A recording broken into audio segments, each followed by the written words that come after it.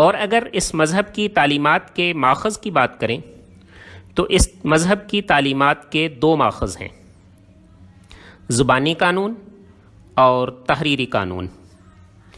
حضرت موسیٰ علیہ السلام پر وادی سینا میں جس قانون کا الہام ہوا، اس کے احکامات پورے طور پر واضح نہیں تھے، اس کو زبانی قانون سمجھا جاتا ہے، جبکہ بعد میں حضرت موسیٰ علیہ السلام کو کوہ طور پر 40 دن قیام کرنے کے بعد جو قانون عطا ہوا وہ تختیوں پر لکھا ہوا تھا، جس کو زبانی قانون کی تشریح سمجھا جاتا ہے، اسی کو تحریری قانون کہتے ہیں۔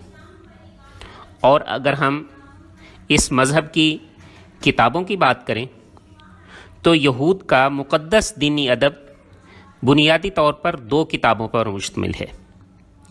نمبر 1 عہد نامہ قدیم، نمبر 2 تالمود۔